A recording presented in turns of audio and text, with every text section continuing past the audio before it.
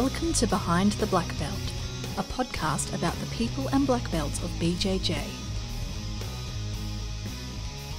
Welcome to Behind the Black Belt. I'm your host, Rich, and today my guest is second degree BJJ black belt, Kalil Pinto. Now, Kalil is a BJJ instructor who has instructed at many of the top gyms right here in Australia, including Australian Top Team MMA Gym and the UFC gyms in both Parramatta and Castle Hill, Sydney, Australia.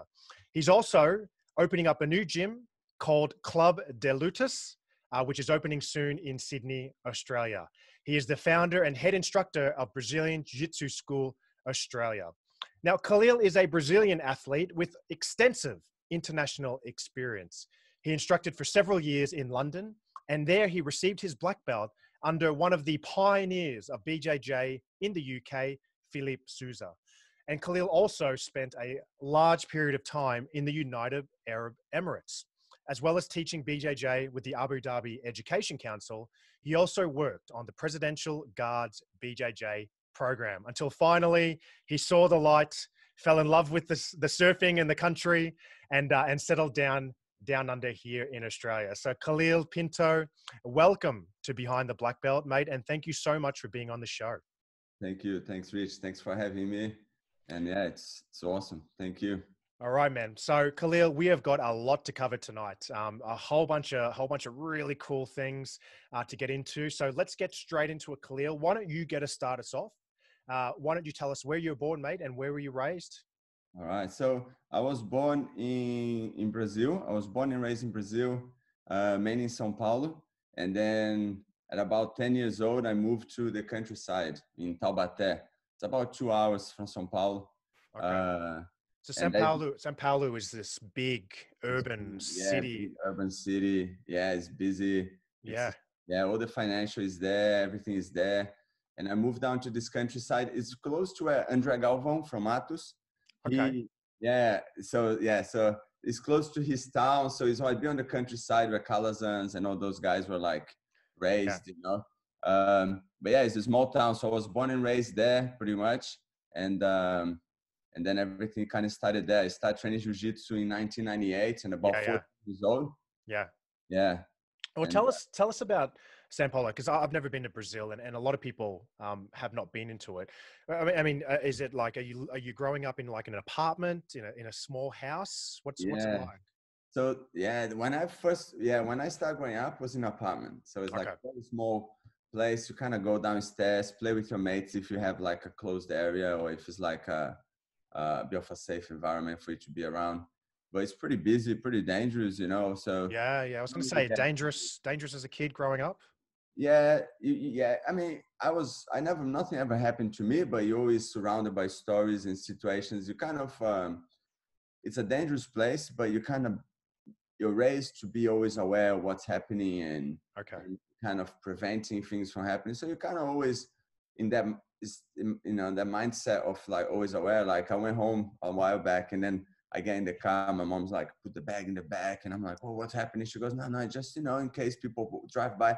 So like, they are just normal. It's just, but yeah, so that's the kind of danger, but nothing ever happened. But yeah, it's a pretty weird place to be growing up as a child for sure. Like the environment is pretty hostile. Yeah. And as a kid there, I mean, what was the school like? Was it a big school that you would go to? So I went to a pretty, like a normal average school. Nothing really happened in São Paulo was all good. More when I moved down to the countryside, that's when things were like, growing up was a little bit different because I came from like an apartment environment, small, kind of close friends, moved to like countryside where all the kids are out playing soccer in the fields. You kind of, you learn the rules on your own outside. Rules. And when you're an outsider, things can get always a bit strange, you know, like you kind of, if you not like them, you kind of, away from it. So, and then that school I went to was kind of small on the countryside and everyone knows each other and everyone knew also from the countryside. I was young. I had these big glasses on. Oh man, I had a hard time, man. Yeah. And were you a good student at school? Were you a disciplined kid sort of at that age? I always been a good kid, good school, like in that sense of I never liked to study, but I Yeah. always like when I had to go down to exams, study, finished, always been pretty good kid until about 15. And Yeah. then Yeah. I Yeah. started getting a little bit like, oh, it kind of came together with training jiu-jitsu, learning so basically because of the whole not being comfortable, being from Sure. outside, a lot of bullying. Now we say bullying like some, but it's more like you're just always under pressure. You're the new guy, people, always making fun. You always feel uncomfortable as a child. Now you're different, right? You feel different. Yeah. Uh, so that was the reason I started jiu-jitsu. I was like, all right, man, like I'm gonna learn this martial art. I've seen, I saw Royce Gracie, UFC, like probably everyone at that time, Yeah. A lot of the black belts now they were like, I watch Royce Gracie, that's it. Yeah. But Yeah. Yeah. so I'm like, okay, I'm tired of all this and the pressure, and I'm gonna go and learn some jiu-jitsu, and and that's pretty much where a lot of things in my life kind of took the direction it took. Yeah. So two main events happened there. So I first went to this school, and then I heard about this guy who was super good. And I walk in, I had my big glasses on, and then he looks at me, and I can smell the gym, right? I smell the gi, the mats. Yeah. Like if you train, like it's just that weird smell, but you are like, it makes you. And I said, I want to train. He looks at me, he goes, oh, I don't know, man. Like, with your looks, maybe you should look for something else. Oh, this is not what I expected, like this is Yeah. the last thing this is the reason I came here, right? So anyways, I walk away, I'll go, oh, and I walk away, right? I might be upset about it. I walk away. But man, that day I thought, and I'm like, okay, no worries, that's it. That's it. I'll look fine for something else, and I'll look for something else. I'll find someone else. So ask again, end up meeting who became my instructor, who became to be like someone very important of my life, like almost like a second father figure, like Yeah. to me. And, Marco Aurelio China in Taubaté, Yeah. Yeah. Yeah. and so I went there, and then, man, that was it. That was like love in the first sight. So he goes, come back later today. I walk in, he goes, put this gi on. We didn't really have many gis back then. And then I look at those guys, I smell the gi, smell the mask. They look at me. I'm like, oof, that's gonna I'm in. But, That's go for it, awesome. man. And I went, and man, I just like everything changed. Yeah, that's great. Well, you mentioned, you said like a second father figure. Let's talk about your parents. Tell us about your parents. Are they from Sao Paulo, Yeah, the so my background? mom's from São Paulo. My dad lives in Taubaté until Okay. today. So they divorced, so that, as a kid, always kind of back and forward here and there. Yeah. Okay. My mom, my dad, they decide, okay, you move to Taubaté, go there, see how you go. But they always been very present in my life. My mom That's has always good. been very like, man, you go do what you want, or give your best. She always like, I created you for the world, go and Yeah. conquer what's yours, and you make me proud. So she never really held me back. And she always been like the one that, like, if I was competing in São Paulo, she'd be like coming, bringing my grandma, Oh, that's supporting, cool. staying there the whole day, as a child, like you're 14, she's there, she goes, help you out there.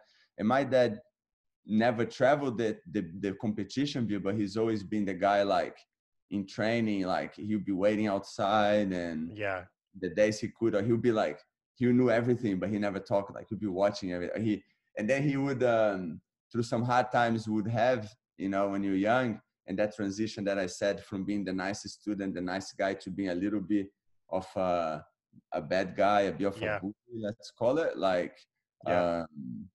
he used my teacher back then as like a tool, Yeah. to reach to me, because he knew my teacher could reach to me through training. Like, you gotta give up now. You gotta believe in yourself, and all those things that slowly goes in your mind, and soon that's why maybe you say like, I live jiu-jitsu through that, because that's maybe how he did, and Yeah. how he used jiu-jitsu through a lot of us, that you keep saying those things, and you got to believe, you got to keep it going, you got to give up now. Well, in a very hard way that nowadays people think is too tough and whatnot. I don't know, but whatever he did worked, like I live jiu-jitsu, not at the martial art, but the way of life, if you're going to put it that way. Yeah, absolutely. Absolutely. Especially if you started at such a young, you've done jujitsu for more of your life than you haven't done jiu-jitsu. So Mm, you can't be, it has to be a part of your life, surely. exactly. Yeah. That's cool, man.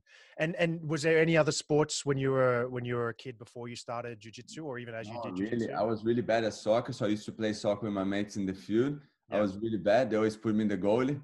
They will confirm that. No offense to any goalies out there. I mean, It's a no offense very to the important goalie, but position. it's not just because I wasn't skilled at all. And they Yeah. said you can at least hold the hot ball with your hand. But as soon as someone else who comes in, they'll be like, Kalil, you're out. Okay. Oh man, I'm just imagining Khalil with these huge glasses in the goal box. That's it. That was me, man. That was me. Awesome, And I found awesome. jiu-jitsu. Jiu-jitsu was the same time as soccer. So very quickly, I stopped playing. I was Yeah, training all the time. And then I'll come back and meet them afterwards, right? yeah, yeah, I'll yeah. meet my mates on the street right after soccer. They finish soccer, I finish training. I'll come and meet them up, meet up with them, we talk. It would be cool, you know? Yeah. And man, what is I mean, Brazil, right? So for someone that been doing Brazilian Jiu-Jitsu for a very long time, never been to Brazil, is it just everywhere when you go to Brazil? Like as a kid, was it just BJJ just absolutely everywhere? I assume, Yeah. the first interview was with John Will, and he said that he got picked up by the Gracies and the Machados in their gis in the airport. And I'm just like, well, surely that's what Brazil's like. But what's it really like? So I think everyone has a different experience, of course, of Brazil. Yeah. Uh, for example, I was very blessed to train with different coaches and different instructors in my life. So I had a lot of different sides of the whole history, of jiu-jitsu, I think. Yeah. Basically, for example, with my first teacher in the countryside, was like it was him and another two guys who were just got the brown belts. Okay. So they would have to travel 2-3 hours every 2 weeks to go and get some technique with some guy down in São Paulo somewhere that they used to train with, they were affiliated with. Mm. And then they would drive back and then get those techniques for us. So Yeah. like that was what we had, Yeah. Yeah. Yeah. and then really you test yourself when you go to the regionals or the interstates, and that's when you know who are really the big guys. And that São Paulo Jiu-Jitsu was a lot bigger already then. Yeah. In Rio was massive, like already at that time. But I was in a countryside where like Jiu-Jitsu wasn't that. Okay. Like Okay. it was busy. People were known, like was tough, People were like back then was not for everyone and was like very tough sport in that sense of like, it wasn't the whole commercial aspect of it wasn't developed yet. Yeah.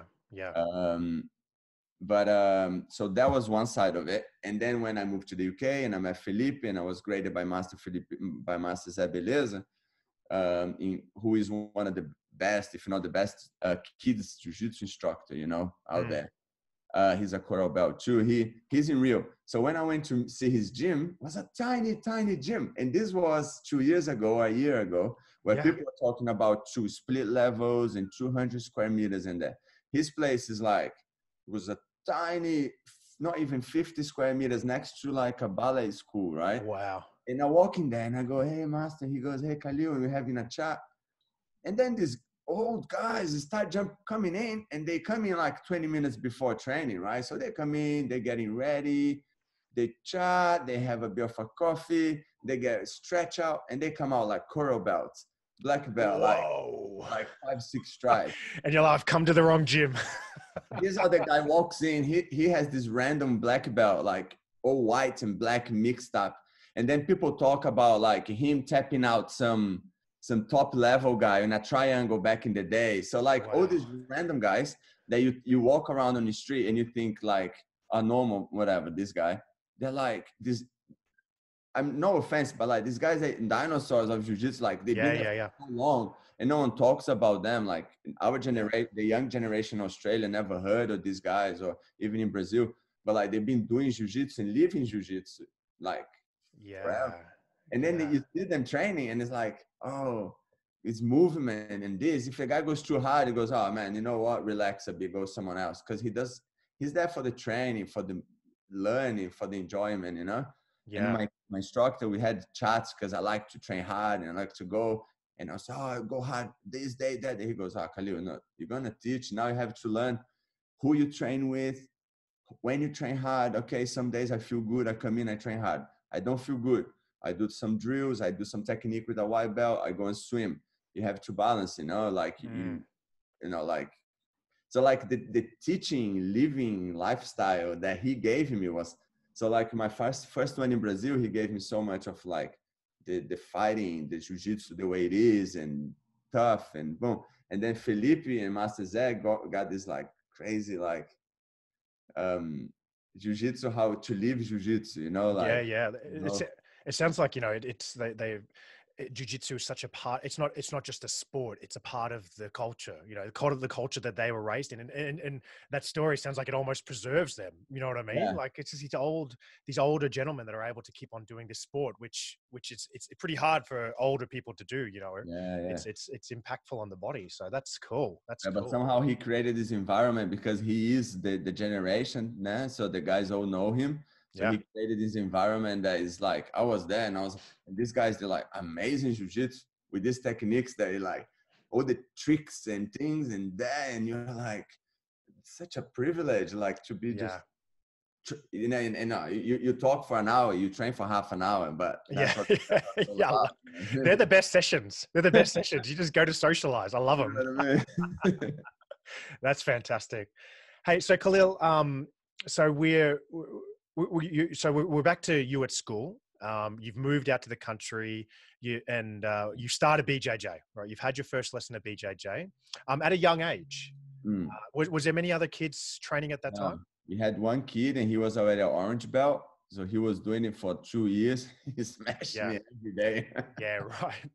So talk us through your first few sessions, if you can remember them. Like, how you kept on getting smashed. Why did you come back? What were you feeling? What changes were you seeing? Because it's a very young age to train. Your body is not even close to fully Yeah, formed yet. yeah. And especially then that with no kids class and no beginners program, right? So Yeah, like right. Just pretty straight much in. I didn't get on with it.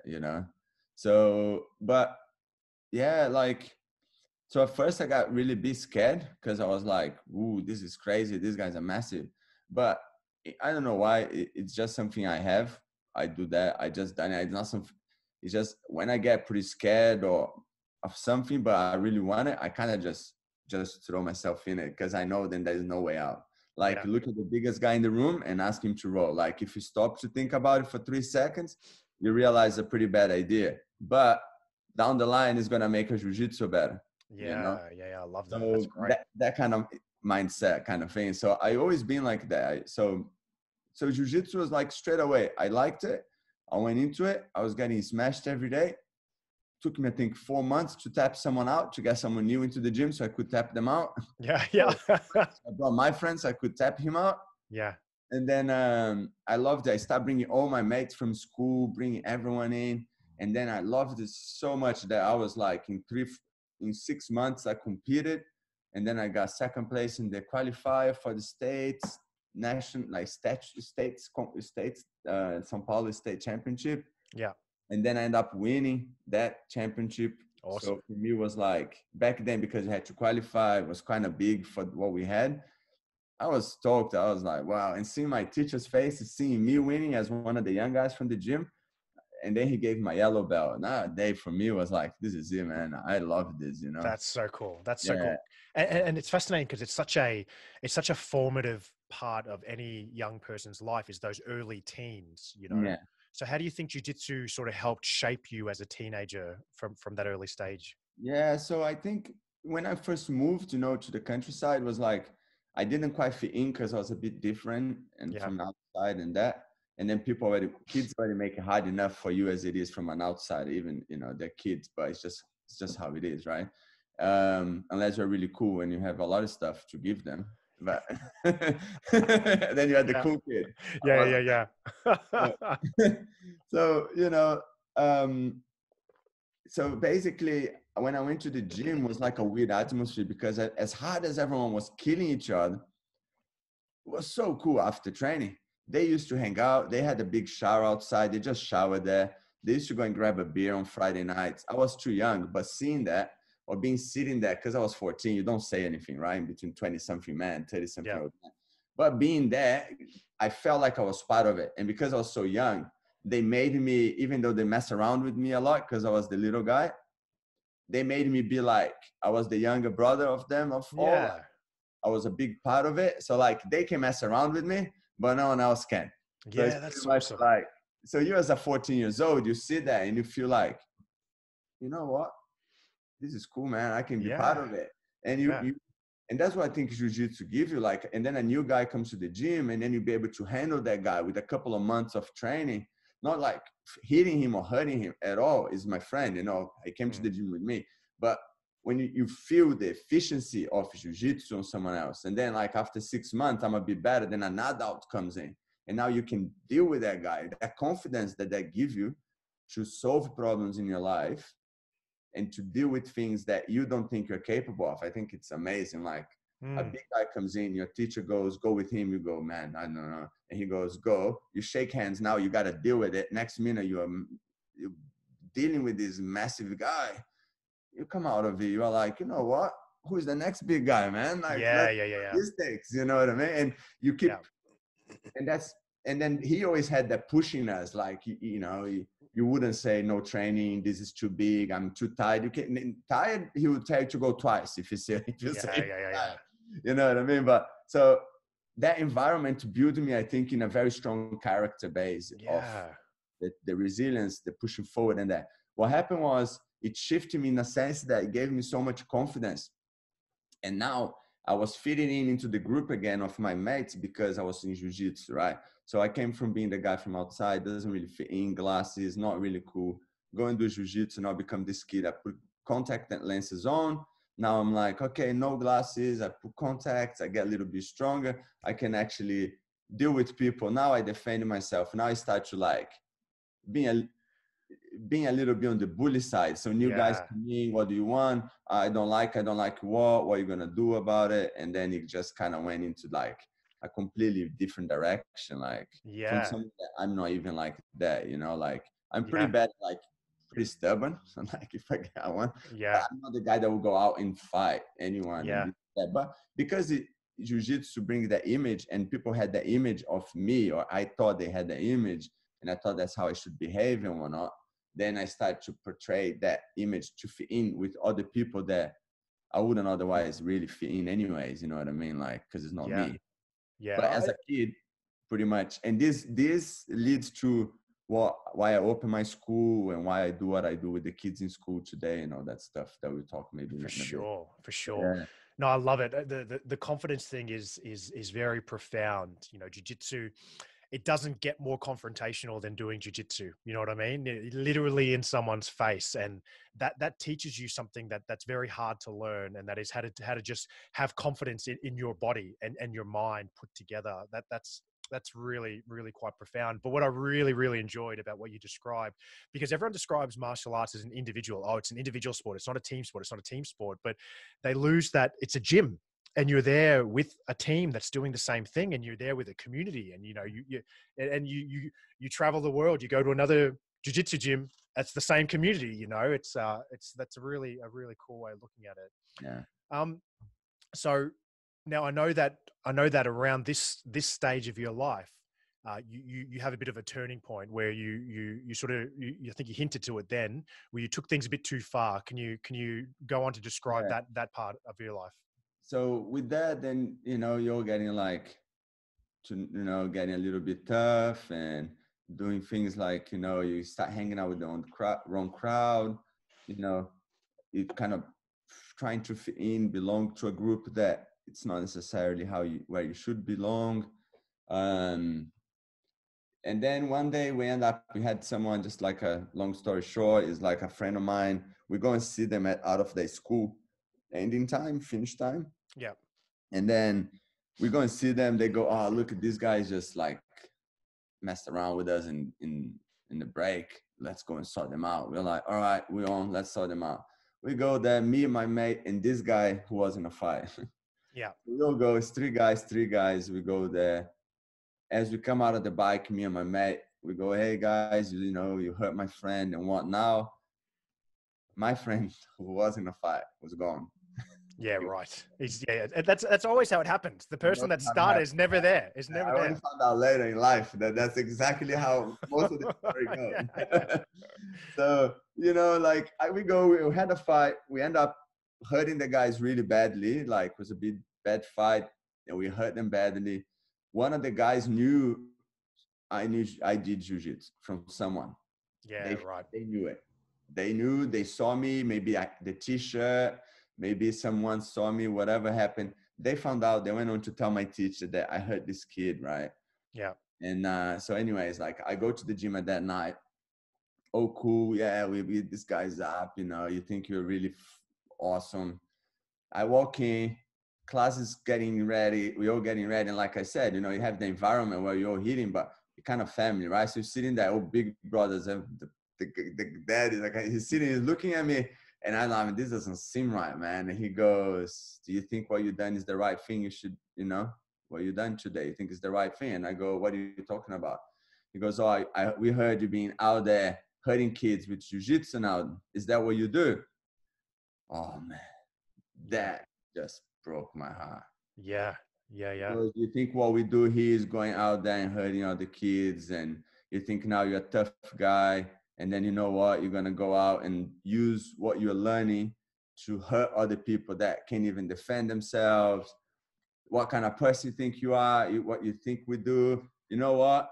You just go, and I'll think about if I actually want you in the club again. And before you even come back, make sure you go to that kid's house and talk to their parents and make sure you apologize and make sure they understand that that's not what we're all about. Yeah. Nah, that broke my heart, man. Like that was like someone that done so much for me, right? That changed how I was, that done so much. And then he said, and by the way, just so you're aware of what the repercussions of your actions, because you think you go out there and you fight people and it's okay.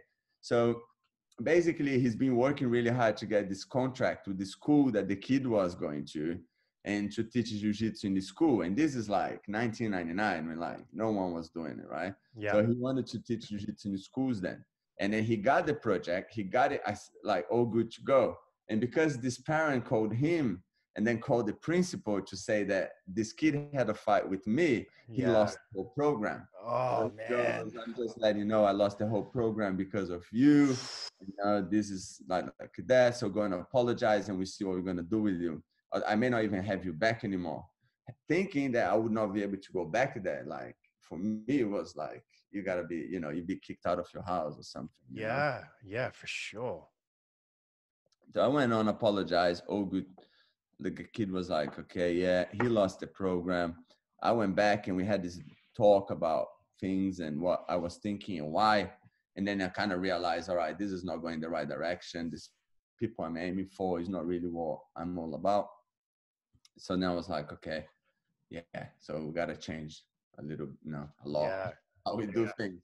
And then my mind shifted, I used to hang out with a lot of bad crowd, hang out with bad, whatever, young, bad kids and this and that, because that's just the neighborhood or just how things were. But in the end of the day, I kind of, in a way or another, I always had jiu-jitsu, after. So we would be hanging out there. And when everyone was going to do whatever they were going to do, I had my dojo, my gym to go to. And that changed everything comparing to other people. Now you look back after, sometimes life goes different ways, and you see Big like time. how one little thing, maybe one word and one step to the right, it's like Exactly, man. Exactly. That is. I love that story, man. I love that story because every kid has that turning point in their life. You know what I mean? That slap in the face where, hey, this is your awakening. You know what I mean?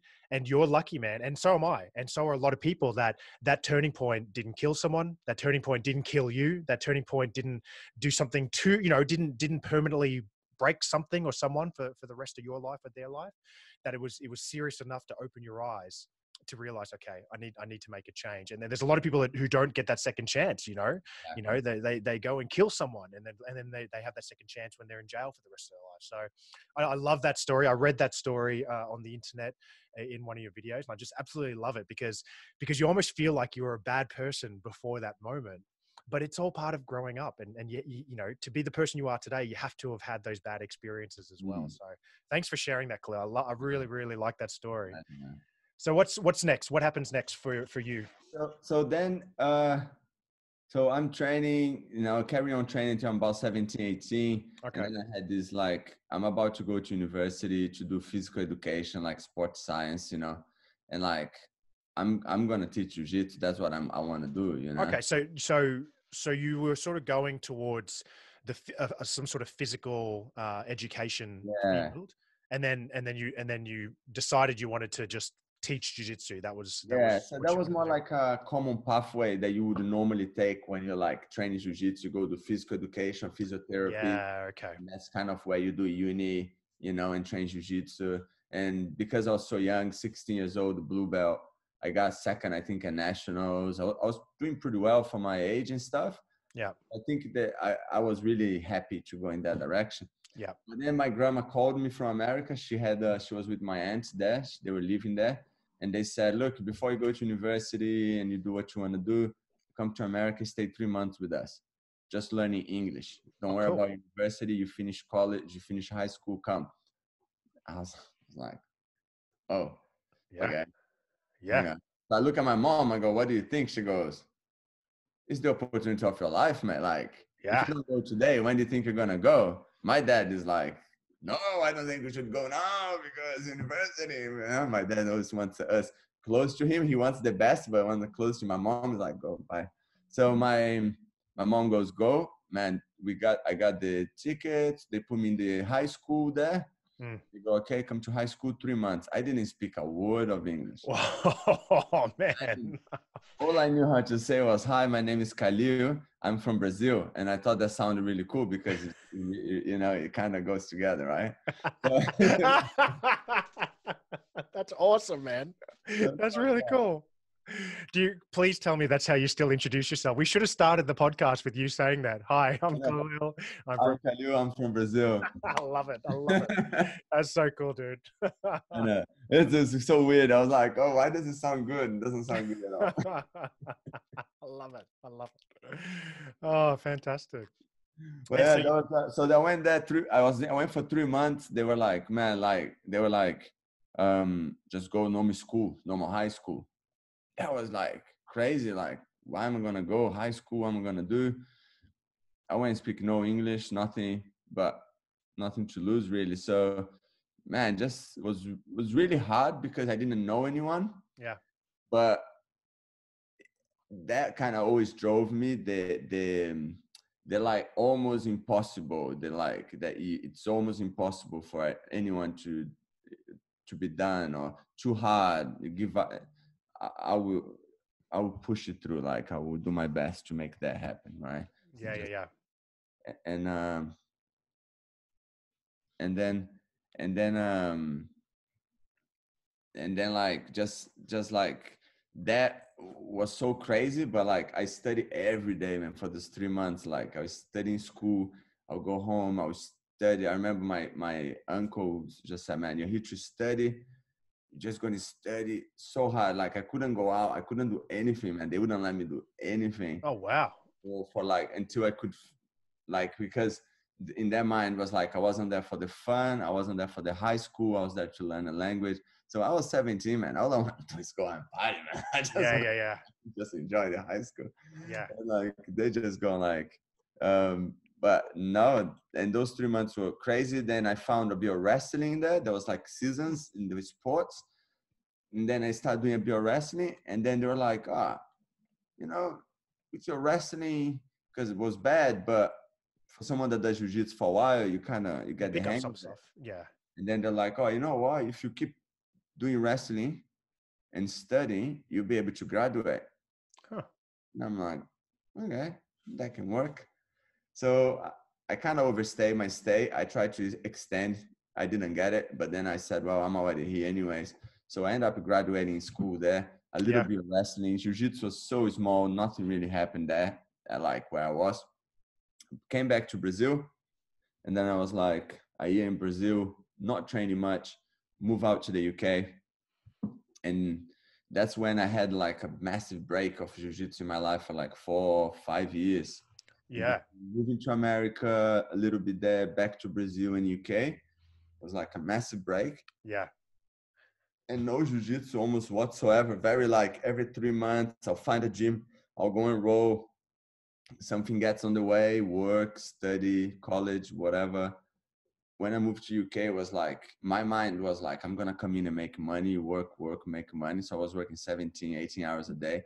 Mm. And like jiu-jitsu just kind of went completely out of the rail. Like I just didn't train whatsoever until one day I look in, I mean, I remember this day, right? I'm like, I, I'm 82 kilos now, and people that know me, they know I don't really move out from that weight because I just can't put weight on.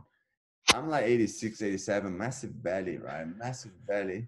I'm holding a beer, and then I'm having a beer. I'm playing video game, which I don't really play much, and I'm having a beer, and I look down and I see my belly, and I put the beer on my belly, and I go, this is bad, man. Yeah. This is really bad. What have I done to myself? Now, somehow I went, I gotta get back into training, man. This is not right. And just how it felt, the whole life, the whole working, money only, man, because jiu-jitsu has been such a big part of my life then, it was missing that, but I just didn't know quite what was it, you know? Yeah. And once I went, this is, I went and started jiu-jitsu again. And then that was like when I was like blue belt in like 6 months. Then I found Felipe, I found Jackson, Ayman, OMBJJ School, UK, you know, all the guys down there, Anthony, all the guys, you know, they welcomed me so much. They were like, I was this guy from another gym. They welcomed me down there and like they pushed me so hard, you know. And then from that day, I got my purple belt in about 6 months. Felipe gave me a place to start teaching. They offered me a place. Yep. I used to do night shifts in a hotel, carrying luggage. So I used to be a luggage porter and a concierge at nighttime. Mm-hmm. Then they said, "Oh, look, you're training hard. You know, you're good. You got your purple belt. So we want to start teaching." I'm like, "Teaching me?" Because until then was like, I love jiu-jitsu, right? I want to teach. And then I had this big break, and I'm just happy to be back. So I'm Yeah. like, happy to be back. Got graded. That's cool. I'm training, working. Life's all right. And then like I'm happy. They go, "You want to teach?" I'm like, me? They go, "Yeah." And I go, "Yeah, okay." And they go, "Tuesday and Thursday in this place." I go, "Okay, I'll do it." They go, "No, no, go home and think about it." I said, "No, no, no, I'll do it." Yeah. And they go, "You work nights. Go home and think about your schedule." I said, "No, no, no, I'll do it." And I didn't even know why I said I'll do it, man. I just went, "I'll do it. I think I can do this." And I took that, and that became like my small first very own club that I was running. My friend Anthony came and helped me out. You know, Jackson was teaching there at the time. He's now in Houston, America, running his own gym. Yeah. And man, those guys helped me so much to get back into it. And then I promised myself, like, this is it, man. I'm not ever stopping this again, because you know the benefits I got from it and everything. Even when I wasn't training, I was still applying everything I believed in my whole life. Yeah. And then like I can't let this go anymore. So now I'm a little bit, you know, my partner, she knows I'm a bit of like a crazy person about training.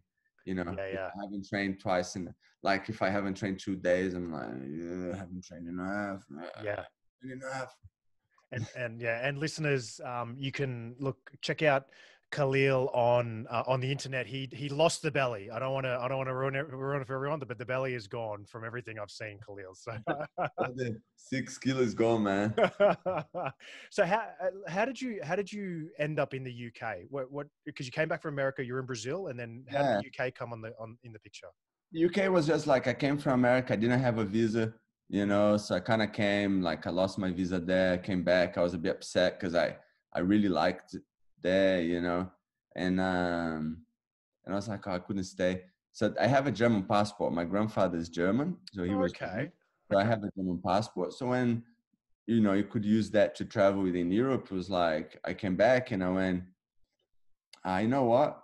I'm gonna give it a go. I'll go Europe soon. And then I just didn't really know how, but I just knew I kind of wanted to go. Yeah. So I worked for about a year. I started working hotels. I got a management, hotel management, in like a college, like a diploma thing. And that's how I kind of started working hotels, and that's been my career since. Okay. So I went to reception, concierge, luggage porter. Pretty much worked my whole life as luggage porter in a hotel in London. And yeah, that was yeah, that's pretty much how, like, I went to UK just for like, oh, just go and see. I'll go for a Yeah. year and I'll come back. And then, yeah, that just kind of stay. And then, you know, with Felipe and the guys at BJJ school, pretty much Felipe created this platform where, like, so back when I started, I got with this character building and all that stuff. And then Mm. with Felipe in the UK, he's like, he had this really like a professional approach to teaching kids because it comes from Master Zé Beleza from Brazil, right? Like, he's always helped Zé and everything. So all this professional approach to teaching kids, methodology, and even the professional approach to teaching and behaving as a coach on the mats. So he always had that with us. You know, we always had meetings on the week, every day, every week. Yeah. So yeah, so pretty much, yeah, that, like, when I UK was just an option to like start again. And then I just loved it, man. Like, I Yeah. loved it. I just, the only thing I didn't like about the UK was the weather. The weather killed me. It was too cold. I loved every bit of it. I loved the culture, everything, but it's too cold, man. Yeah. So you lived in London? Yeah, so I lived in London for about 8 years. Wow. And what was it like? I mean, it's a very unique place to live versus coming from Brazil. What was it? Was it sort of similar? Was it extremely different? It's extremely different. The culture is so different, right? Like, they're so not cold, but like so much for them to themselves, you know. Mm. But like, until you actually get to know someone and all that good thing that we have in Brazil, we were very lucky. Felipe had that culture and the vibe in the gym. Yeah. So like, the people I met, they're really not, I met really amazing people there that I know I carry through all my life still with me, and we Yeah. stay in touch, a lot of them. UK was, I had a great time because, like, Yeah. when I carry luggage, like, a lot of people are like, oh, you carry luggage, that's not profession there, but like, I I I had shifts, right? So I travel whole of Europe because I work 4 days on, 4 days off. So I seen so much of Europe because I had 4 days to have off, and having those days off allow me to work and to train jiu-jitsu back again and compete. And so, like, I loved the UK. I loved so much the UK, but I knew was I want to stay, but it was always very cold. That was always being a thing. Like, Sure. it gets to October, you get a little bit depressed, and comes December, this is it, I can't do it anymore. And you're nearly going. February, the flowers come up, and you're like, oh, this is actually nice. I can stay longer. And you're like, you just get the vicious cycle. Yeah. Eight cycles of that. It's like, That's awesome. yeah. And then, so you've got this class as a purple belt, and you know you're like, this is the focus. I love that. Tell us about how you get onto your brown, and then tell us about how you got onto your black. Yeah, so from purple, I was working 12 hours, 4 nights. And then what I used to have to do was, actually, this, a lot of people don't even know this. I don't even say much because people think I don't. Just like, I think we just do what we got to do to achieve the goals we want to achieve. But pretty much, like, I work 12 hours a night. I had to sleep on a train between stations because if I worked at night, it wasn't worth for me to go home, to go back to the gym, to come back Huh. home, to sleep again, to come back out to work.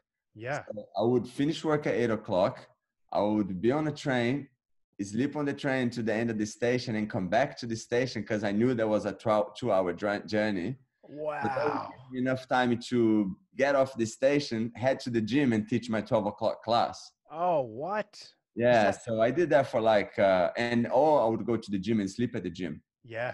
for the class. But Yeah. depends if the gym was busy or not, right? So I did that, and then I would go home, sleep for 2 hours, come back to work 12 hours again. I did it Man. for 5 years, 6 years. That's crazy. Yeah. Is that dangerous, sleeping on the train like that for 2 hours? I mean, it's all right. You just kind of cover up, one eye open, one closed. You grab your bag on this side, you tied it up to the hand, and you look one hand. And just go to sleep. That's crazy, man. I mean, talk about doing something you love. That's Yeah, amazing. but for me, it was like, and that's the thing, man. Like, I always had these things. Like, if I really wanted something, like, I think, and this is not me. I don't think a lot of people think, oh, you're so determined, you do this. But I think how can I put this? I think I learned, or I realized, that if you just don't think enough of it, you just do it. And if it's something that it means enough to you that you really want it this badly, and all you gotta do is put a plan to achieve that. And if you stick to that plan no matter what, you know, it will be up and downs, you'll be right and left, but you kind of keep it going through it and you will get there. And I think this is for most of the people that achieve things in their lives, they got it. They Yeah. realize that if they just get up and go and fall and go again and go again and go again. And this is in jiu-jitsu, this is in everything in life. The ones that last longer are not the best ones, are not the smartest ones, are not the fittest ones, are the ones that just turn up over and over and over. I love that. And that I always had that in my life. I love it, man. Consistency. Just be consistent. That's so You cool. know, I love it. one day is good, one day is bad, one day you're doing great. Most of the days you're doing great and you think so high of yourself, something happens and you just boom, and then you're like, I'm not that great. But you know what? And you're back into it. And I think this is just what makes you achieve anything, you know, like I would never think I would be in Australia opening my gym. Mm, I had that clear vision 5 years ago when I was I want to open my gym when I was in Abu Dhabi. I knew it. When yeah. I came here, it's a blessing, and we are so lucky to meet all these people along the way. But from my day one here, it's always been the plan, you know, like Yeah. That's you cool, know, man. That's cool. I love it. I just can't believe the crazy hours you're working to teach those classes. It's just mind yeah, blowing. All right, so talk to us when you sort of you get through your brown belt, you're still instructing, and then so yeah. talk to us about your how you got your black belt. Did you Yeah, know it was my coming? brown belt, that was my life. Working 12 hours, 4 days a week, come home or not, teach, you know, train, competed. I competed at at the local level, like British Nationals and this, London Open and all that, all the way through my black belt. So I got my black belt in 2013, January 2013. Okay. Master Zé Beleza came to the UK. He was coming every year. I already knew him. And then him and Felipe gave me my black belt in Yeah. 2013, 13th of January. And was there a test for it, or was it just No, we don't do really tests. We didn't do tests then. I'm yeah not sure how it is now, but we didn't do it then. yeah We had was pretty much like you do the grading, like what it was just through your competition record and your training. yeah And pretty much the way it was like, you know, you have all those big meetings when you have those gradings, and I guess that's pretty much how you set yourself if how you're doing, because it's split in groups and sizes and all that. sure So it's a bit like, don't worry guys, it's just training, but really everybody's watching it. So it's like yeah they put all the brown belts and they see what purple belts do well with the brown belts, and they put the brown with the black and they see what brown do well with the black, kind of stuff, right? So it's pretty much how it's always, yeah. yeah. And how did how did it feel to finally get your black belt? Yeah. Oh man. So like, so because I was going through this journey on like working, and every Friday morning I had meetings, and sometimes I'll be in a meeting and then Felipe will see me, I'll be on the table like that. And he's like, what you doing? Go home. I'm not gonna train. He goes, nah, man, go home and sleep. I said, man, I gotta train. I haven't trained, you know? And like, so like, um, through this time on the brown belt, I'm almost gave up again. I was like, Yeah, I right. was like, I was just too much, man. Like It- I was married at the time, you know, like when I married before I moved to UK, and that like things were happening, this and that. I wasn't like things were hard. Marriage was hard. Life was hard. Work was everything. Everything was like against it. Like jiu-jitsu, like there's no need. I was thinking there's no need for me to do jiu-jitsu in my life right now, right? And because jiu-jitsu, you take a lot of your time. You go in the evening, you know, you're teaching, now you're not home. So like your relationships, friendships, things change. If you know, it's not very easy. yeah. People out there know it's not very easy to date a jiu-jitsu person. Yeah. It sounds awesome, but really it's like there's no evenings, there's late early mornings, late evenings, and a lot of get to wash, you know. So Yeah. it's like, you know, once to day one. So it's at brown belt, one day in the meeting, I remember telling Felipe, I went, Felipe, I don't think I can do this, man. It's really hard. Wow. I'm tired, man. Like I'm sleeping at work. Like I was sleeping delivering the newspapers. I'm like, I'm exhausted. And then he looked at me one day, and I remember that like so clearly in my mind. On that day, he said, "Oh, Kalil, you did this until now, man. Are you gonna give up now?" And I said, "But Felipe, it doesn't really matter anyways. You're a brown belt, you're a black belt. What matters is you do jiu-jitsu. I stop a little bit, I come back again, you know?" He said, "Kalil, look, it's like a university, you know, like if you go to university and you study all these years, but you don't get your diploma, it doesn't quite matter how much you know, because you just don't have that, you know, that paper that says that you finished what you finished. As much as you don't care, people care. So my suggestion to you is that you keep working hard the way you were doing. Whenever you grade in jiu-jitsu or you get your black belt, as long as you are a good person, honest to your work, and true to the art that you are believing what you're teaching, and you're not like bullshitting your way around it, and you're not teaching fake things, like you're true to the art, you believe in what you do, and you're honest, you're always going to have a job. You're never going to go hungry in your life again. You may not be a millionaire, but you always be able to survive here, teach there, live a good life there, and eventually meet amazing people along the way that things happen in your life. And that day for me was like, you know what? That was the last push I needed. Like, Yeah. just go, you know, and believe in it. And then Abu Dhabi came along. They had these interviews of Abu Dhabi. It took me a year of interviews and whatnot. And I got my black belt at the same time as pretty much black belt. The interview came along, and then I got the job to go to Abu Dhabi and work there. And that's like Awesome. That's cool.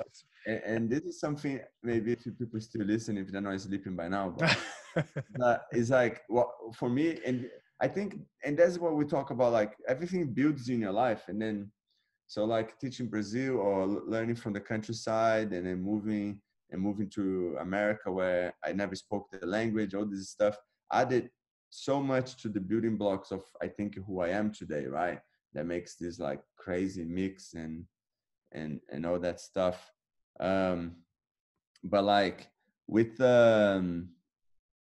yeah, it's just like I remember him saying, like one of him pushing me like to go in that direction. It gave me that view that I could do it, but also makes me nowadays to always try to help people to go for what they want to do, you know, Yeah. for like every time they find, because I think every time you're achieving something, when you are the closest to it, I believe the biggest challenge comes in front of you to just to see how bad do you really want this. Yeah. To like, so like before you achieve your greatest achievements, you're gonna come to the hardest. So it's hard and gets better, and then the hardest comes right through. And if you make it through that and you just stick to your plan, like I said, you get up and go, you will make it, man. Like I Yeah. made it, people make it, we make it, but you just have to. It's when that is the hardest, you just gotta like push that last push, you know. Yeah, I love it, man. I love it. The consistency what you spoke about before, and God, so honest that you almost stopped again. You know, the Yeah, belly almost came back, and just that single talking to was just like, all right, crazy. I'm going to go. You know, they say, you know, when you run a marathon, the last 2 kilometers is the hardest part of the marathon. You know, Yeah, you just got to finish it. So yeah. that's awesome, man. So you got your black belt, and then you mentioned the next step, the interviews for the black belt to go to the United Arab Emirates. Yeah. So how So did this all come about? so that was like, okay, I'm teaching the UK. I'm pretty good at my gym. I think I'm like a good black belt, you know. I won a few brown belt comps. I got that. Cool. You start doing these interviews. Felipe is like, man, don't worry, go. It's a dream, you know. You can live off jiu-jitsu. It's like an opportunity for so many people. So he kind of like, don't worry about it, just go. Yeah, So it took me about a year of interview and I didn't get the job in the first time, didn't get it.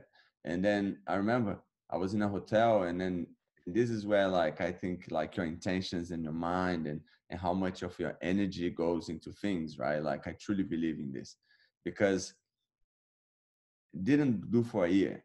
And then I remember reading these emails one night, And I used to check my emails every day. I wake up and I'll be like, oh. So I'm going there. I'm gonna look at my emails and nothing there. And I said, you know what? It's October.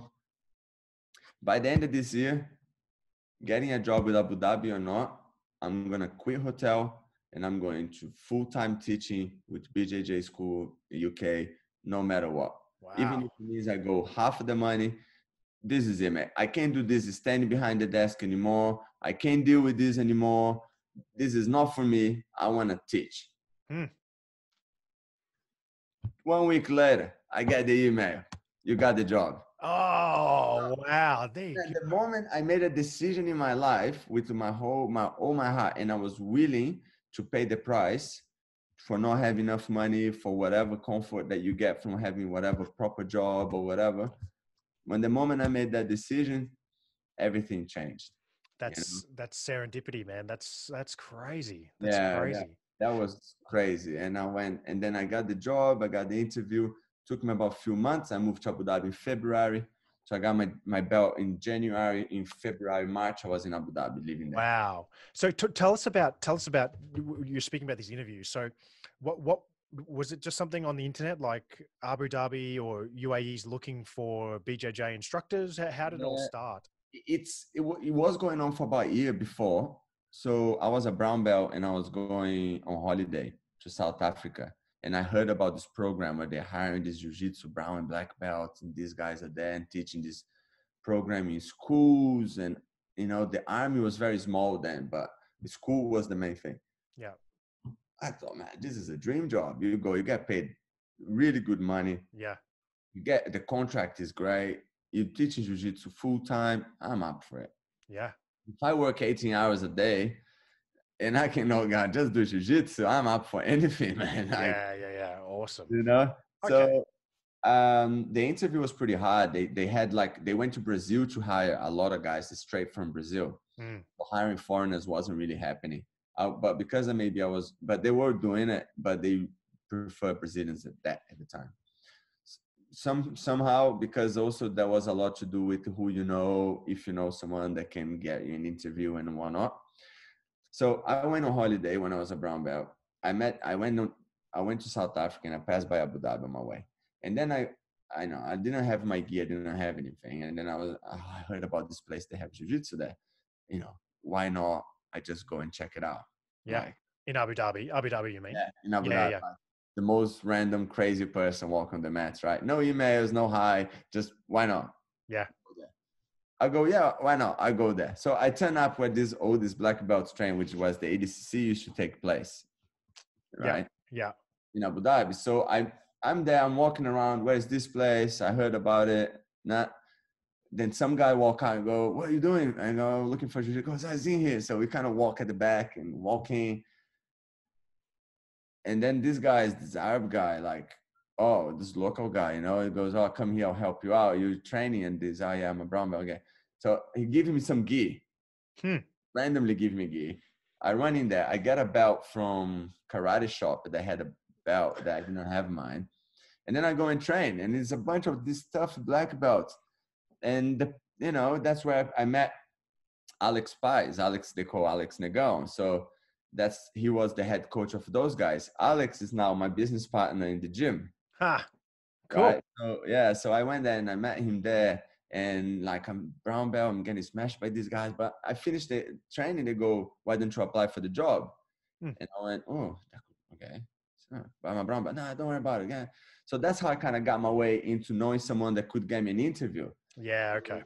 I got the interview. I've done the interview. I've done all the tests. I've done all the requirements. About 3-4 months later, after that year that I didn't get it, then I finally got it. So October, November, December, January, final interview. February, they got my tickets. They're like, oh, come. Yeah. And it was hard one to leave London because I had everything there. I was there for 8 years. Yeah. But going to jiu-jitsu was like a dream, Absolutely. And a massive eye opener because like I had this culture of like a small gym and then going to the UK and whatnot. And then I thought was like really good at my gym. I got there, man. These guys were like 10 years black belt, world champion black belt. Like I named them here, like you'd be like, it's insane. Even guys we probably never heard of, or Yeah. maybe some people did not, but like I used to get smashed every day. Yeah. So But I turn up every day. And yeah. You're consistent, man. You're consistent. Yeah. So okay. So you go to Abu Dhabi, and so what was the job? So what were you doing kind of each day? So basically, when you get there, we got given like a school in an area that have never had jiu-jitsu before. So that school, for example, no one knew about jiu-jitsu. No one knew what jiu-jitsu was. And jiu-jitsu be part of the sports program of the school. Okay, so you're working for we said it before, the United Emirates. Yeah, so it's called the Abu Dhabi Education Council. Yeah. So and then the program was, I suppose, now that you're describing, the program is to get black belts and brown belts from around the world and spread jiu-jitsu throughout Abu Dhabi. Throughout Abu Dhabi, exactly. Throughout the whole UAE. Wow. Okay. So what did you get given to lead? So that project now is more like, it's all in shape, but like it's pretty much you get a kid from like year 5 or 6, and then you build them up from all the way. Every year they have jiu-jitsu as like a compulsory twice a week, but then you also have jiu-jitsu after school, or now you have summer camps and stuff. Yeah. And then that builds to a place where when they go to the army and the national service, now they also have jiu-jitsu. Now these kids been doing jiu-jitsu forever. Yeah. The idea is that even if you never do jiu-jitsu forever, but you have access to jiu-jitsu at some point in time in your life. Yeah. Okay. Okay. It's crazy, man. Like if you know about jiu-jitsu, if you do jiu-jitsu, you know about Abu Dhabi, and you know that Abu Dhabi is quite, it's the mecca of jiu-jitsu. But if you really stop to think about it, it's pretty strange that Abu Dhabi in the middle of the desert is a mecca of jiu-jitsu until you understand about the Sheikh's son and his history and all that sort of stuff. It's a unique place. I spent some time living in Dubai during the time of the ADCC, and I just remember that there was channels on television just 24/7 jiu-jitsu. I was like, oh my God, this is amazing. Yes. It's a crazy place. So how was it? I mean, how was the experience? And for me, it was like just so amazing, right? Like because I love jiu-jitsu so much, like, because I miss jiu-jitsu so much. Like, I think I love even more now. Yeah. And just like, I got there and then they're like, oh, you have this training in the afternoon, So first of all, like, Abu Dhabi was a bit like, nothing really works how it should work, right? Like, I got there, they give me a key, they give me some money in an envelope, and they go, here's your apartment. We'll see you on Monday. And I'm going, okay. I walk upstairs, I have this whole apartment for myself, all in plastic bags, like everything is packed up, all my furniture. So I pretty much rip a bag in a sofa. I sleep in that sofa on my own the first night. No one talks to me for a whole week. I got this money in an envelope. I don't know where to go. I'm emailing people, talking to people. I have no idea. Yeah. Then they go, okay, go to this school. So basically the whole idea was you to put in a school that never had jiu-jitsu before. You start developing that community base, that, jiu-jitsu into schools and bringing some kids to learn jiu-jitsu. Hopefully they like it, and then you can develop a more serious program. But all first is all like, this is jiu-jitsu, come and have a go, right? Yeah. I'm trying to get them into liking more jiu-jitsu and get into more programs and actually doing it. But it's extremely difficult because one thing is you build a gym and someone comes to your gym because they want to train jiu-jitsu. The other thing is you take jiu-jitsu to them and now you're going to do jiu-jitsu. You know what I mean? Yeah, of course. Yeah. And if you're talking about kids that are 11, 12, if they look at you and they go, I don't want to do it, what are you going to do about it? You're like, yeah. Yeah.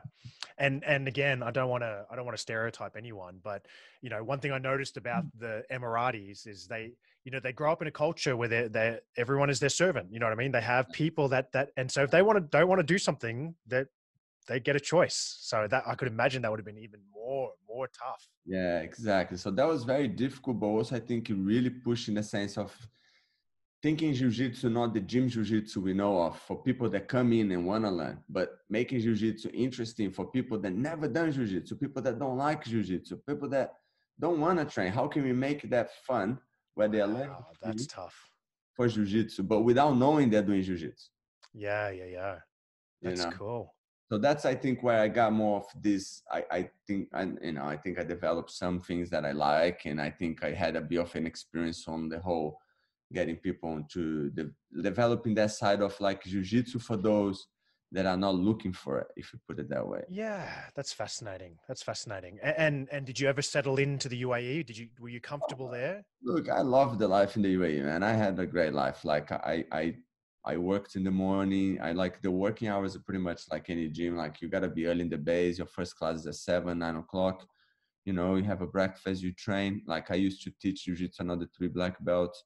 So some days we'd be there and like we would be drilling with each other, waiting for people to come and train, and 2 people turn up or something in a class, or you know, some days will be 20, some days will be 2, because you know, as you said, like life in the UAE can be very, like especially in the schools, like some days there's class, some days no class. Yeah, yeah, And yeah. one, you have to be flexible. 2, you have to learn to get jiu-jitsu for everyone. 3, I had access to people, to black belts from every walk of life, every country you probably imagine. Like Wow. I think for me, I say it is like my university, my jiu-jitsu university was there, you know. So Wow. where I got like to really test my black belt, get information from all these different sources, even at coaching. Because what happened was I was in schools, we were doing a lot of schools programs and that. And then the army got really big. Yeah.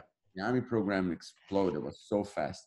So they asked if I want to be one of the team leaders. So I want to overlook part of the program. So I used to develop some part of the program, deliver the program, and always getting it better and contacting other places. So I had to overlook some coaches, like 15 coaches maybe at some point. Yeah. So that was like another level Awesome, of man. learning, because when I was an experienced black belt myself, I was a black belt for what, 2 years, 3 years, Yeah. you know. So I'm dealing with these guys who've been black belts for 10, you know, maybe the same time I've been training.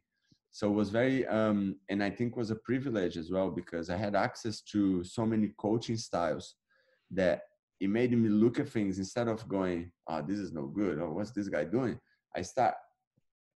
I had a book, and I would have like, you know, I have my notes, or I have my phone and have my notes, where I would watch people teaching and I'll be like, oh, this is cool, man. And I'll write Yeah, yeah, down what yeah. they're doing. And then Yeah. I'll be like, oh man, this is not really how you should do it. And then I'll be like, what not to do. So I'll be making notes on a lot of different coaching styles, games, activities. How do they approach a 70 people class? Like you can teach 70 people on a mat the same way you teach a 10 people class. It Yeah. changes the dynamics of things, you know, like, but he still has to be jiu-jitsu, right? But if you're teaching break falls, neon, like simple things, movement, it's jiu-jitsu, but it's just different. So yeah, you know, I just That's cool. developed so many skills in that sense that I just feel like I was privileged to be. Man, I think you were just so lucky to go there as such a junior black belt as well. And because I could imagine if you were like a 10-year black belt, you're like, my way's the only way. You know what I Yeah. mean? Like it's only my way. But it sounds like you were humble and you were open to learning about how these best in the world, because I mean that's what they're paying for, the best in the world. And Yeah, you're just learning from all of them. What an awesome opportunity. That's so yeah, cool. it was That's so great, cool. great.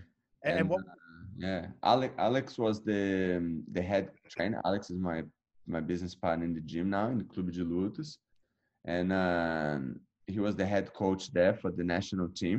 yeah, So all these things kind of happened very fast, man. Abu Dhabi was so fast, was so intense. So like I came in, I did school for 6 months. I moved to be in the military base. yeah, In 2 months, they gave me a team leader position. So I was teaching my base and overlooking the programs, which was hard work because, you know, and I'm learning and I'm dealing with this and teaching all the black belts how to teach, but not even teach how to teach, but telling them, how do you want the program to be done? yeah. It's super difficult. You tell someone that's been teaching for 10 years and you tell them how we want them to do something, it's It's like tough, man. It's tough. tough. And I've never thought about it before. You know, jujitsu is such a it's the hardest martial it's the hardest martial arts to get someone to do, because they have to want to do it, right? Because it's not easy, and you don't just get given a belt. I've never even thought about teaching it to people who don't want to learn it. Like that's Exactly. incredible. That's incredible. At some point, because we used to be so upset about it. We used to be really genuinely upset that they wouldn't want to learn from us. We'll be like, why they don't like it? How come they're disrespectful? That this, that this. And then one day we're sitting there and I went, but, and me and my friend Casio, we're thinking, and then one day I'm sitting and I'll go, but, but that's the thing, right? They don't really care. They don't want to learn. Yeah. Like, so how are we going to make them want to learn? How are we Yeah. going to make this fun? And that's how the whole thing kind of took shape. And in the army is the same. Army is army, but it's the same as school. They're just bigger, right? They still don't want to do it. They don't want to turn up and all that stuff. And there's a whole other scenario behind it that, you know, if you live there, you know how, you know, you only do if you want to do and all that stuff. But Yeah. like, yeah, it was a great opportunity. That's cool, man. That's cool. And then Australia. So Yeah. when does Australia hit the map? So basically, I was there. We used to train. I think actually, yeah. So we used to be part of the national team there. That's where Alex was the head coach. We used to train with those guys. So we had about 30 black belts a night on the mats. So that Wow, was that's pretty incredible. insane. Yeah, and then basically 3 or 4 years of that. So that was pretty much my daily life. You know, teaching in the morning, teaching in the evening, doing some paperwork, overlooking bases during the day, training in the evening with the guys again, and just enjoying traveling between because so close to everything, you know, and it gets too hot, get out. Yeah, yeah, yeah. Yeah, get out of there, man. So one day, it was about 4 years already, 3 years there, and I saw, okay, no, I'm gonna go and see my sister in Australia. I'll go on holiday, and I always want to be in Australia anyways, and that was that. I That's came it. to Australia. Yeah. And I went like, I remember like I was sitting in Burley Heads, right, in a central, in Gold Coast, and I was sitting there having a coffee, and I saw this guy surfing right by the water and the sun, and I never surfed in my life, but I always want to surf. And then I look at these guys and I go, I remember, like, yeah, this life is alright, man. You know, Yeah. I could do with living in the sun and learning to surf. Yeah, why not? Nah, that flicked my mind in a way that I could never imagine. Like Wow. that moment, I went, you know what? I'm gonna move to Australia, and I'm gonna open a gym here. Yeah. And so that was it. I went back. I researched on lawyers, visas, and that. Got my save up some money for about a year. Put my stuff together in the terms of programs, things I like, not like putting my things together. And man, resign and moved to Australia. And Yeah. then my idea was like, you know, me and my partner now we are traveling. We've traveled around Australia in a van. We're gonna check out some places. We see where we like. And the first place to give me a job, we stay. And that was Australian top team. Yeah. Okay. So that was Sydney, and Sydney was actually the city we liked the least.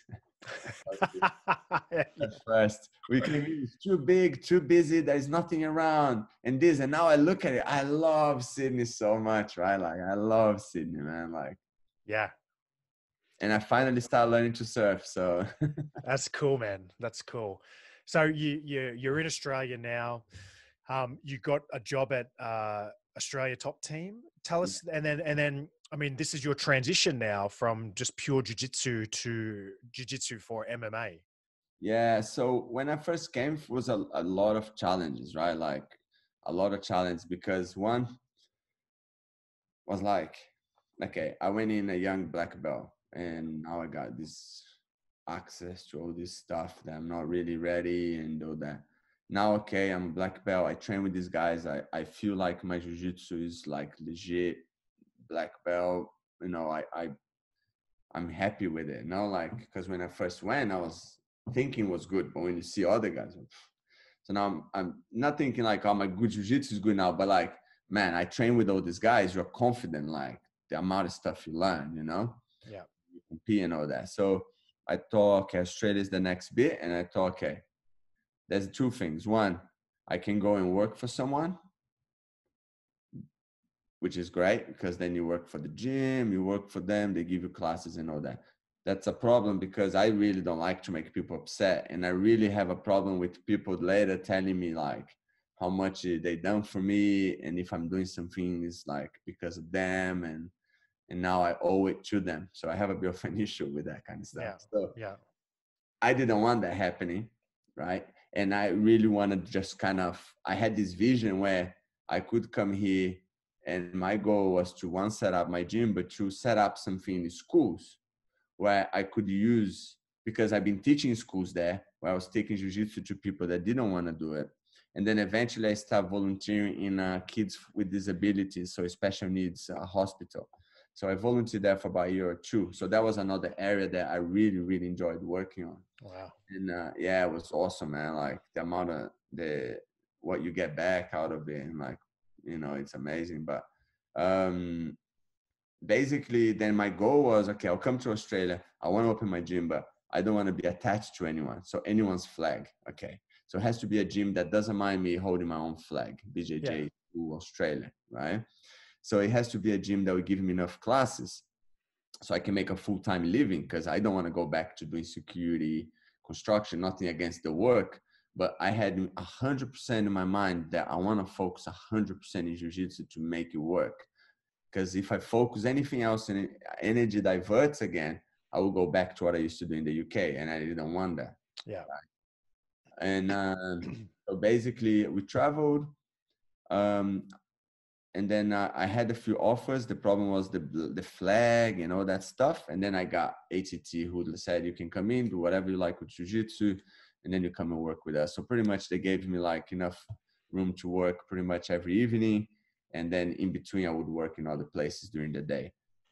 That's when gym came along. So UFC gym came without having any instructors. So UFC gym allowed me to have morning classes, and ATT, I had all my evening classes. So I pretty much fill up a full-time schedule, working at 2 different gyms. Eventually another UFC open, I went to a third gym, and then a judo club open, I went to a fourth gym. And then I opened my own kids class in Parramatta, which was my 5th gym. So I was teaching at 5 different gyms, Man, and don't tell me you're sleeping on the trains again, Kalil. I wasn't, but very little, man. Very little again. Oh, that's cool. And so you're doing it, man. You're sort of you just came from the UAE where you're doing jiu-jitsu full time, but now you're doing your jiu-jitsu that you want to do in Australia. Yeah. So work really took me about a year to get all this happening. So for the guys listening there, and then if you want to do it, go ahead, give your best, guys. But keep in mind that you will have to do 6 a.m. classes, finish at 9 p.m. You're going to have to take one class in the lunch, because that's the only class the gym has for the time being. But soon, if you prove yourself, you're going to have 2 or 3, and if you prove yourself, you're going to have an extra kids. But you have to do the hard yards. Yeah, for sure. If you're working for that, you will make it. It's not a matter of you if, it's just when. You gotta do it. Because I see a lot of people nowadays, I talk to them and I offer them, like, I don't have a class, do you want to take? And they go, it's not worth for me. There's only one class in the evening, I'm not gonna come. And I said, man, you have to come and prove. So that one class become 2, and that 2 become 3, but you gotta come in, Anyways, this is just how different people see different things, right? But so I had this clear in my mind that if I put the work, I'll get it. And then it started off with the ATT and these other gyms that came along eventually. And it was funny because I never trained judo before, and I never done MMA and any striking before. I did here and there.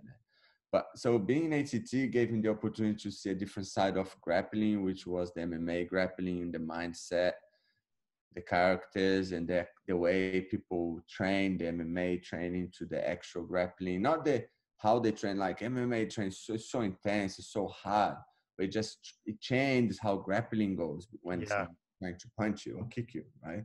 So I really enjoyed it. I didn't become a professional. I trained with them a few times. I start training MMA more often. I start training strike more often for the only fact to understand what was trying to be done to me so I could develop my grappling better. I believe I did. I believe I developed my grappling hips better for what MMA would be. I haven't never had a fight in my life. I don't know, some people think whatever out of it. I would love to have a fight at some point in time. I would love to. It's just, I've seen those guys training nowadays. I wouldn't put my foot in a cage unless I'm really prepared for it. Of course. And right in my life, I don't feel like I need to go in a cage to prove my grappling. I don't think so. but if the opportunity arises, I would do one day. But I just think like right now, my focus is 100% on other things. And I would do it for like just something that I would love to just give it a go. You know what I mean? But Yeah. yeah, but Awesome. I love those guys. I love the opportunity to develop that side of things that I never had before. And I think then my no-gi became a lot better. So now I'm Pan Pacific champion last year, Awesome. you know, so in my division, and then I won probably most of the major no-gi comps in Sydney, you know, in Australia, I don't know. But like, yeah, I love no-gi, man. I came into this gym, this guy, Abel Bright, he start heel hooking me in right, left, inside, outside. I'm like, what's this guy doing, man? And I was like, you know what? Abel, come back, man. We got to train no-gi. We got to train heel hooks. Then I start developing that passion a bit more for the other side of grappling, the no-gi, the heel hooks and that. And so that was awesome. And That's then I cool. started teaching the judo club. And then the judo club, we're like, oh, I'm going to train judo too, right? So I'm going, why not? So I'm going to start training more judo once a week. So now the guy gave me one class. And that's why I tell you guys, you got to keep it going. I kept it going. He gave me 2 classes. Now he gave me 3 classes. And I'm training judo and teaching jiu-jitsu in the club. I went on to get second place at nationals in judo Yeah. in grades, in the low grade guys up to the brown belt. I got 5th with the black belts. I got Nice. to winning a few, but that was that. And but like it developed my mind so much to see the separation of judo, wrestling from jiu-jitsu. How much I think that we shouldn't be that separate. How much we should actually we need the not even the cross training, but like to actually train the art of judo, Yeah. wrestling. And then the mix will come with you and your training, but you have to go and train that and train with those guys, you know, and then you will learn things that a judo guy will do to you that you can do to a jiu-jitsu guy. Yeah. Yeah. Yeah. What a wrestler is going to do to, you know, and you can do a jiu-jitsu to a wrestler that is going to work. So that for me was massive. So the exchange. So coming from a place where I was working full time with jiu-jitsu, but I had people coaching me every evening and training with those guys that are much better than me. Coming to a country, I had no training partners whatsoever. And now I had to find these training partners everywhere I went and find like MMA, judo to be part of my training and develop that as part of my skills because one, I didn't have where to train.